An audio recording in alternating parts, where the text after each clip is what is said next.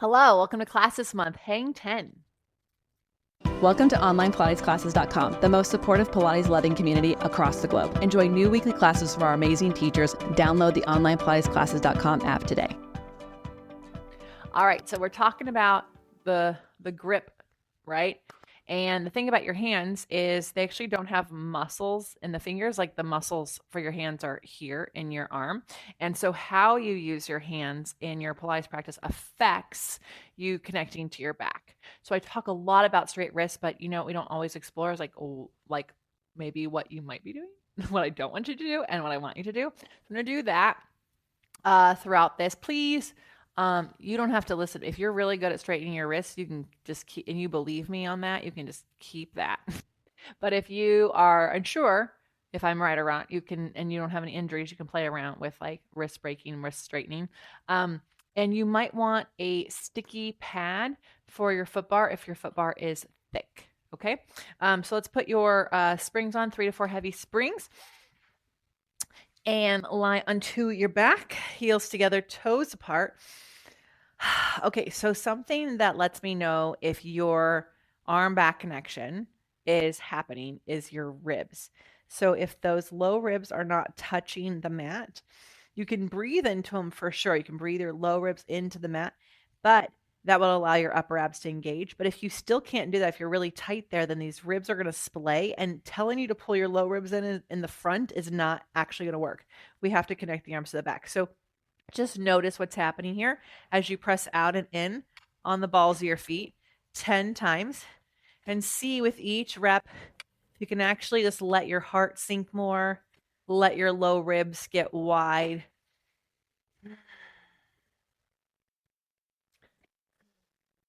And then come onto your arches and press out and in.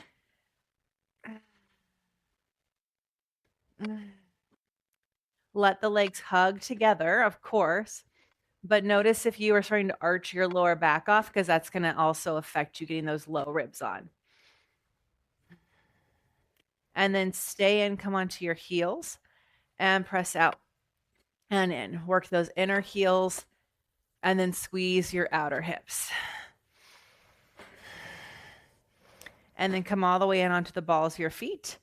Press all the way out. Lower the heels under, lift the heels up. And again, reach those heels under and lift. So we'll do 3 more of these. And again, just notice, are you pushing your ribs out, or can you find more length in your back? Right here in the footwork, I haven't talked to you about your wrists, but something to note is if your wrists are tented here on your footwork, it is a sign that your shoulders are nice and tight. So you can always do palms up on your footwork, come all the way in. You can also do your 100 with your palms up. So let's just do that real quick. Just take your legs on top of the foot bar, lift the head and chest up with your palms up, and pump your arms. Okay, it's definitely weird. It's a definite weird thing, but especially for if you have tight shoulders, it might be what you need. All right, rest. Let's get rid of our foot bar. And if you liked that for your shoulders, they felt wider, go ahead and do it without the straps. If you didn't, go ahead and grab the handles and take a moment. We usually do 100 with long fingers, but if you struggle with getting that pinky side of your hand onto the handle, I want you to make a fist today. All right, now go ahead and roll your wrist forward so you see, or knuckles forward so you see your wrist bend that way, and then roll your wrist back so you see your wrist bend that way. Both of these are not awesome, so then roll your knuckles straight up, take a deep breath in, exhale, lift your head and chest, and now pump your arms again. Make fists if that helps you keep your wrist straight, pinky side of your hand on the handle, or straight fingers. If you have loops and you're like, I don't know if I have my pinky side of my hand, your palm should be flat, right? And like you could almost kind of palm a basketball here.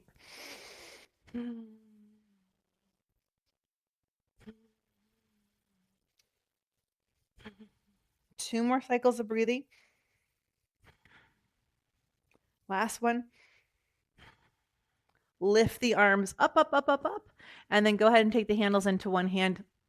Teaser on up. Drop off 2 springs. You should be on 2 heavy springs or a heavy medium spring. Take your headrest down And then let's take those legs up for a little bit of an overhead prep. Again, this time straight fingers versus a fist. And then just push the arms down and then notice what's going on in your wrists. Again, do they feel tented, like something could crawl underneath your wrists? Do they feel like they're pressing down? Do your shoulders feel wide? Lift the arms back up. And again, press. If the wrists are tented, you probably will have a bit of a struggle with your overhead. And so you're welcome to just do half an overhead. And I'll show you what that is in a second. If you feel like your elbows are locking or elbows are pulling down first, I want you just to do this arms up and down, okay? Till you can get that straight from your back. All right, here we go. The half overhead is arms come down, hips come over any amount, hips come down, arms lift up. So maybe your hips just lift a little bit. That's also fine, right? And again, hips lift and roll down. One more time, hips lift and roll down. Now, full overhead, legs are down. They come up, the hands hit the mat before the hips lift. Lift the legs and roll it down. And again, your palms should feel like they are pressing flat down, not rolling to the side. Let's do one more. Because that allows you to stand in your upper back. And by the way, if you stand in your upper back, then you have strength in your upper back to help you with things. Okay, elbows in, lift the head and chest up. And I just want you to press the arms to straight and bend. And press the arms to straight and bend. And all you're focusing on is those elbows staying in the mat. And again, reach and bend and reach and bend. One more time. And bend and rest. Okay, so now what I want you to do with your coordination is lift the head and chest back up. Your arms and legs will go. Now, and then you'll bend and bend. If you could not get your arms flat with your elbows down, you can just stick with the arm part. Otherwise, we're going to add on, right? And then we're going to add on more open, close. And all I want you to focus on is straight wrists and elbows into the carriage. One more. Because it's so easy to get distracted by the legs.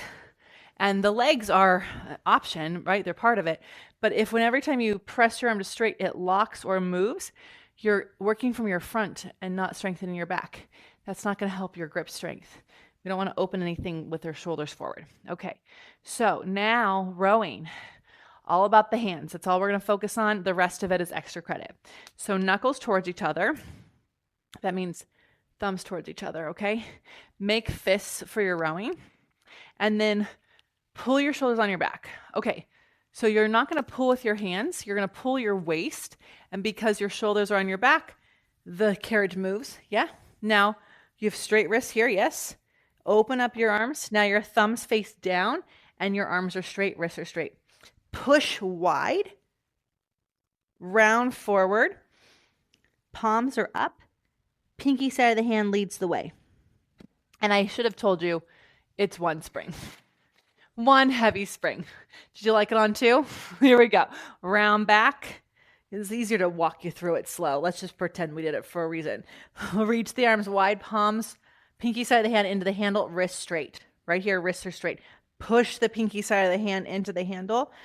Dive forward. Now, palms are up, pinky side of the hand into the handle.